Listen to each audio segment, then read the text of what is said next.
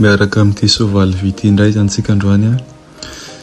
Toranareo kely ohatra vao rehefa mandeha zay a, avy mandeha mianatra avy any an-dakilasy mandeha ody a, amin'ny 10 minutes eo angamba mandeha bisikileta de ohatrohatran'izao lalana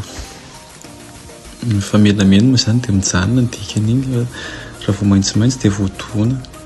mialana zany rabili mialana rabili de miandry le maitsomaitso zay vao afaka miampita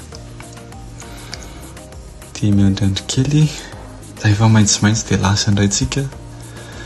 de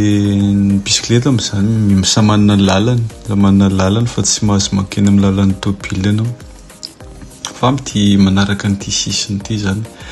efa natokana ny bisikileta mihitsy le izy de milamina be mahafinaritra be tsy de misy accident de tsy nanara-dalàna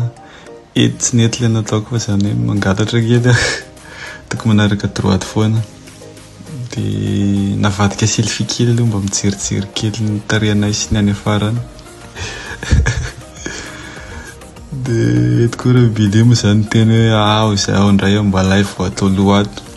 de alaina caméra indray zany le rehefa mba tia ho hita ony zany mba hoe io zany mba trop kely araka amin'ity kitabo le kitabo ty moa zany tena kitabo manara-penitra vita gasy tsara mihitsy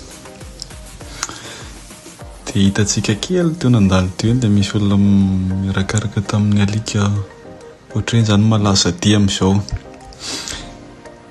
de tratran'ny virus indray aloha zany ty de mijana kely de hoy izy indray aho hoe anandray zao iny mbola nisy alika anankiray koa izandray zao alaina caméra de indray moa zany mba iny aloha indray zany tenanay de mandeha efa kely sisa de ho avy aho rehefa riva moa zany raha vao ohatran'izao de somary misy embouteillage kely any aty fa tsy de betsaka de tsy mahazo tonga de miampita moa zany fa de miandry foana tsy nahazatra tamin'ny voalohany fa de rehefa avy eo zatra ihany ianao rehefa elanela de zatra ihany de entany farabarany aty zany quartier-ny ghetto aty quartier-ny tsy hoe ghetto eny somary madidira zany quartier tiany amin'ny andehanana iny de tonga tao trano